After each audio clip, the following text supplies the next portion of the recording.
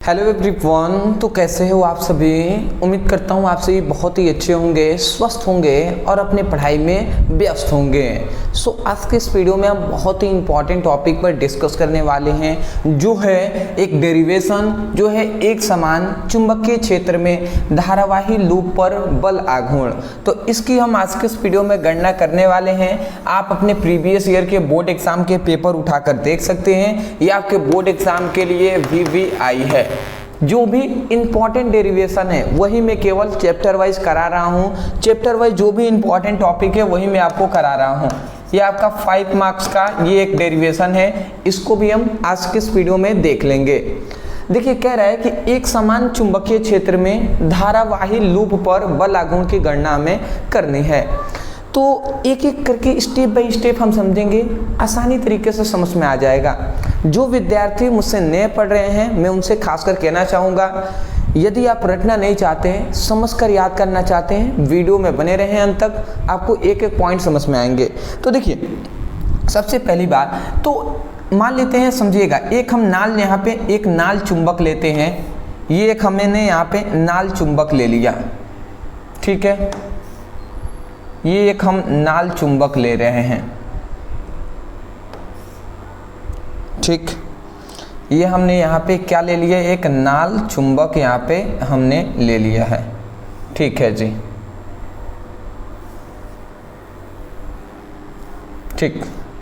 यहाँ पे हमने एक नाल चुंबक लिया हुआ है, यहाँ पे एक हमने नाल चुंबक लिया है जिसको हमने अवतल रूप में कटिंग किया है, अवतल की तरह हमने कटिंग किया है, ठीक है। और यह एक नाल चुंबक है जिसका ध्रुव मान लेते हैं ये है, इसका एक N ध्रुव है और इसका एक S ध्रुव है, और ये दोनों पीछे आपस में मिले हुए हैं। देखिए, ये दो चुंबक हमने यहाँ पे, मतलब एक चुंबक है जिसके दो ध्रुव हैं N और S।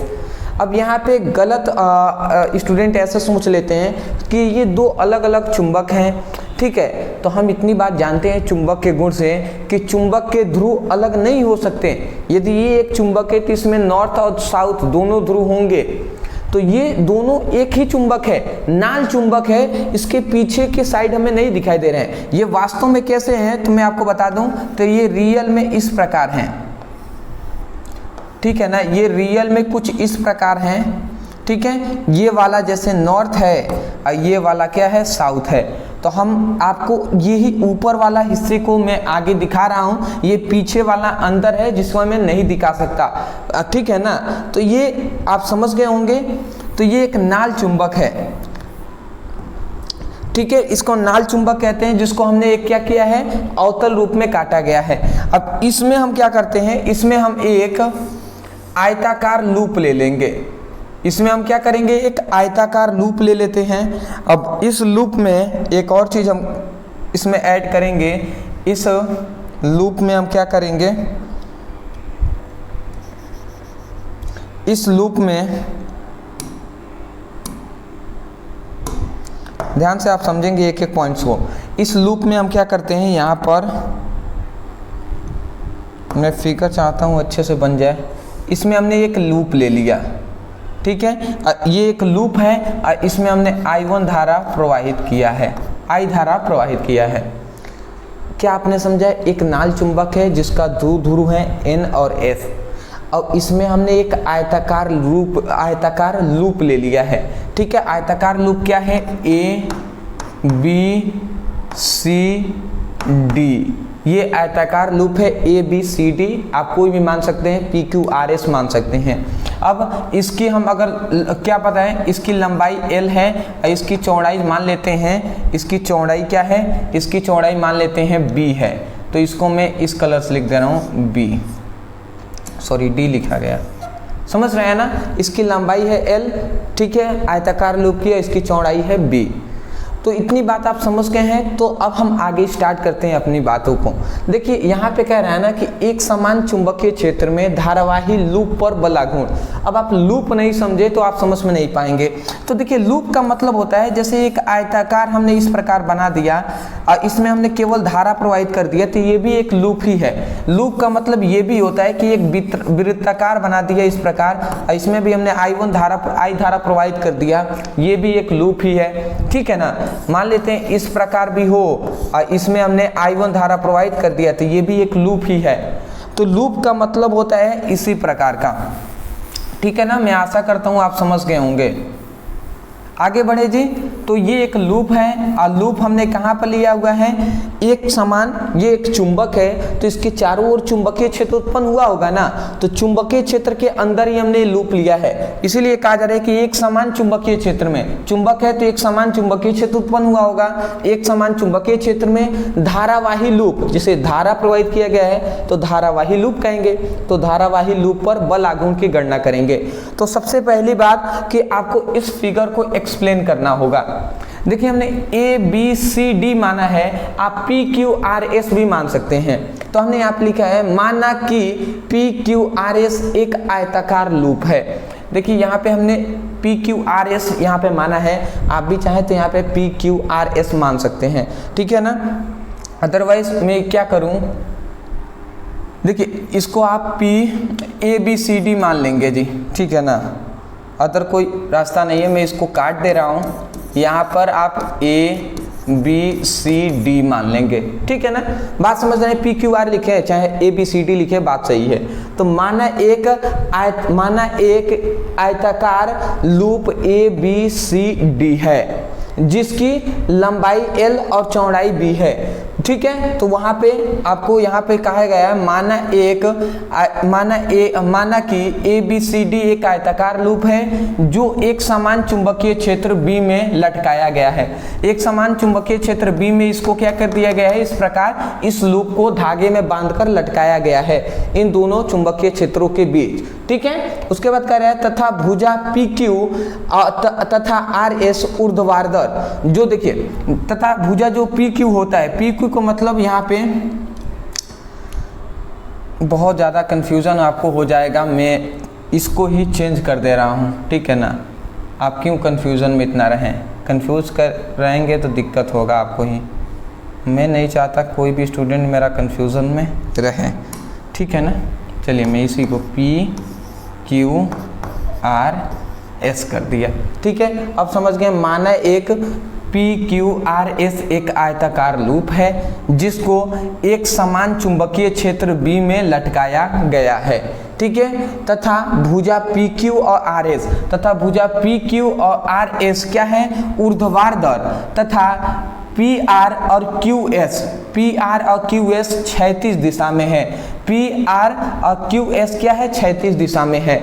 इतनी बात आपको लिख देना है। अगर इसमें आप और लिखना चाहें तो आप लिख सकते हैं। तथा जिसकी लंबाई L, मतलब लूप की लंबाई L और चौड़ाई क्या है, B है। इतनी आप चाहें तो लिख दें या इतना ही आप लिख देते हैं, आपका काम कंप्लीट हो जाएगा। बात समझ गए ना। अब हम यहाँ से स्टार्ट करते हैं। अब हम यहाँ से गणना हम स्टार्ट करेंगे, ठीक है जी। अब एक एक चीज़ को आप ध्यान से समझेंगे। ये फिगर बनाना अनिवार्य है तो आप इसको ज़रूर बना लीजिएगा। ये कब से ऐसा हो गया भैया, मैंने इस पर ध्यान ही नहीं दिया। इसको अवतल रूप से काटा गया है, ठीक है ना। अब आप यहाँ से ध्यान समझेंगे। हम सबसे पहले गणना करेंगे कि क्या गणना करेंगे कि एक समान चुंबकीय क्षेत्र में धारावाही लूप पर बल आघूर्ण की गणना करेंगे। यानी गणना करना कि एक समान चुंबकीय क्षेत्र में धारावाही लूप पर बल आघूर्ण, तो इसकी गणना करते हैं। तो हम लिखते हैं कि एक समान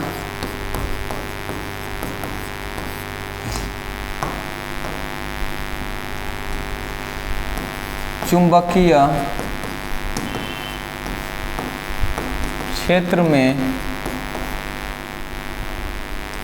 धारावाही लूप पर या लूप पर बल आघूर्ण, लूप पर बल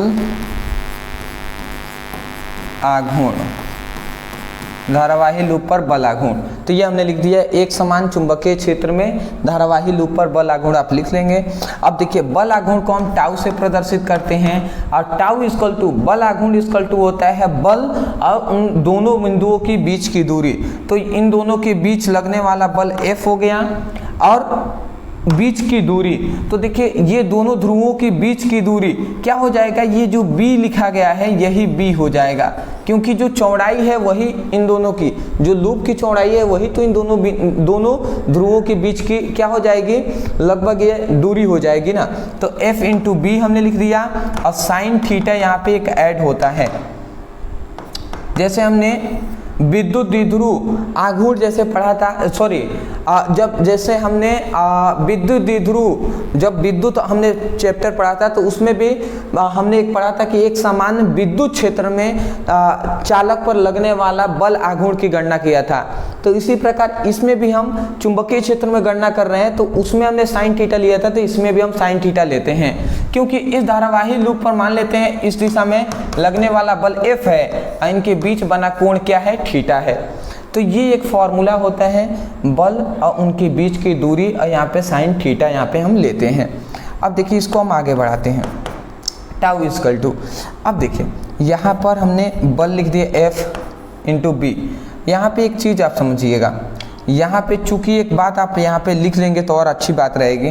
क्या हम लिख सकते हैं, चूंकि आप लिख लेंगे कि चूंकि हम ये बात जानते हैं, चूंकि हम जानते हैं, क्या जानते हैं, हम जानते हैं कि किसी धारावाही चालक के कारण उत्पन्न चुंबकीय, मतलब किसी धारावाही चालक पर लगने वाला बल की गणना, बल बराबर हम जानते हैं एक फॉर्मूला, चूंकि हम जानते हैं F equal to I L B sine theta, ये हम फॉर्मूला जानते हैं, F equal to I L B sine theta ये होता है, ये बात आपको पता होगा। ये फॉर्मूला हमने कहाँ पढ़ा था कि एक समान चुंबकीय क्षेत्र है और उसमें धारावाही चालक पर लगने वाला बल का ये फॉर्मूला है। तो ये फॉर्मूले का हम उपयोग करते हैं और उसमें साइन थीटा इक्वल टू, जहाँ पर थीटा इक्वल टू हमने कितना लिया था, थीटा इक्वल टू 90 डिग्री लिया था। तो यहाँ पे अगर इसको हम सॉल्व करें तो F इक्वल टू आई हो जाएगा, L हो जाएगा, B हो जाएगा और साइन 19 हम रख देंगे। साइन 90 इक्वल टू होता है 1, तो इसका मतलब 1 का गुणा होगा तो यहाँ पे आई एल बी आ जाएगा, 1 का तो गुणा कराएगा तो वही हो जाएगा, समझ रहे हैं ना।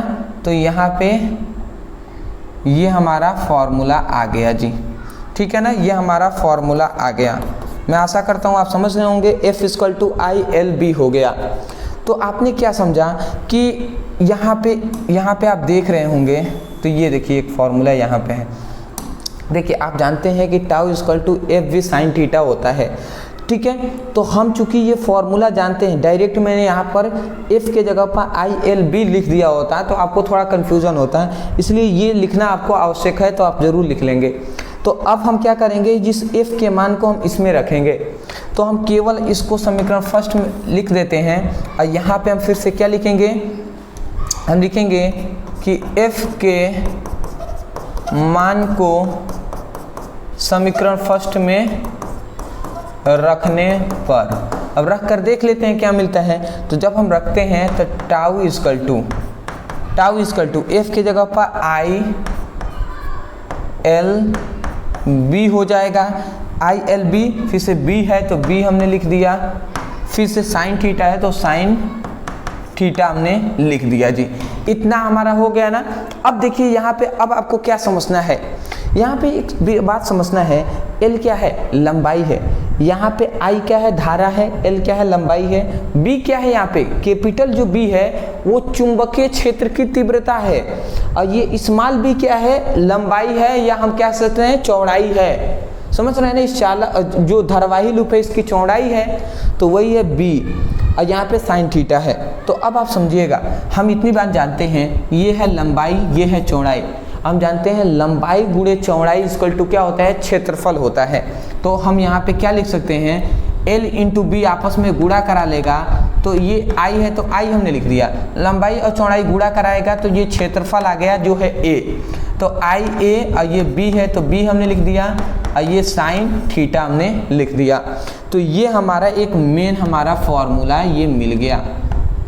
ये हमारा क्या मिलता है, ये हमारा मेन फॉर्मूला मिल गया। तो ये हमारा मेन फॉर्मूला है जिसको हम यहाँ पे लिख देते हैं प्रूव्ड। ठीक है ना, ये हमारा एक फॉर्मूला मिल गया। इसी यही है tau equal to I A B sine theta, यही है धारावाही लूप पर लगने वाला बल। मैं आशा करता हूँ आप समझ गए होंगे।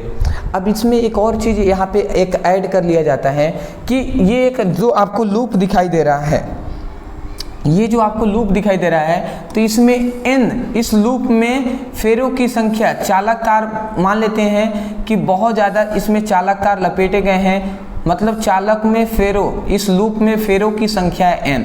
मान लेते हैं इसमें बहुत सारे चालक तार लपेटे गए हैं, तो चालक की फेरों की संख्या मान लेते हैं n है। तो यदि चालक में फेरों की संख्या n हो जाए तो उस समय पर फेरों की संख्या n होगा, तो n को हम केवल यहाँ पे गुणा करा देंगे n का, और फिर से same to same I A B sine theta ये हम लिख देंगे। ठीक है ना, तो ये हमारा फॉर्मूला एक ये हमारा मिल गया जी। तो इसी को हम चाहें तो इसको भी यहाँ पे ऐड करके आप लिख सकते हैं। ठीक है ना, ये कैसे आया, इस फॉर्मूले से ये फॉर्मूला कैसे आया कि जब लूप में फेरों की संख्या n होगा तो उस समय में tau equal to n I A B sine theta हो जाएगा। मैं आशा करता हूँ आप समझ गए होंगे। तो आपको कुछ नहीं करना है, सबसे पहले इसको आप लिख लेंगे, जब भी आता है तो इसको माना की करके यहाँ से यहाँ तक लिखेंगे, इसको साइड में आप फिगर बना लेंगे। उसके बाद यहाँ से गणना स्टार्ट करेंगे। सबसे पहले लिखेंगे एक समान चुंबकीय क्षेत्र में धारावाही लूप पर बल लागू, tau equal to F V sine theta. उसके बाद यहाँ से यहाँ तक लिखेंगे, फिर से यहाँ तक लिखकर प्रूफ लिख देंगे, आपका काम कंप्लीट हो जाएगा। मैं आशा करता हूँ कि ये वीडियो आपको आसानी तरीके से जो टॉपिक इस वीडियो में समझाया गया है वो आपको समझ में आ गया होगा। मैं यही कहूँगा, समझ में आया है तब जाकर वीडियो को लाइक करके चैनल को सब्सक्राइब कर दीजिएगा। दूसरी बात, यदि आप basic to high chapter wise physics और केमिस्ट्री का ओनली मोस्ट इम्पॉर्टेंट टॉपिक पढ़ना चाहते हैं और एग्ज़ाम की एक अच्छी रणनीति के साथ तैयारी करना चाहते हैं, तो डिस्क्रिप्शन बॉक्स में सभी सब्जेक्ट का लिंक है, तो आप चाहें तो उस पर क्लिक करके पढ़ाई कर सकते हैं। कोई टॉपिक है जो आपको समझ में नहीं आता या कोई डेरिवेशन है समझ में नहीं आता, तो केवल उस डेरिवेशन का नाम लिखिए यूट्यूब पर, अंत में हमारे चैनल का नाम लिखकर सर्च कर लीजिए, आपको वीडियो मिल जाएगा, वहाँ से भी आप पढ़ाई कर सकते हैं। तो चलिए दोस्तों, आज के लिए इतना ही, मिलते एक नए टॉपिक के साथ, तब तक के लिए धन्यवाद। और हाँ, स्क्रीनशॉट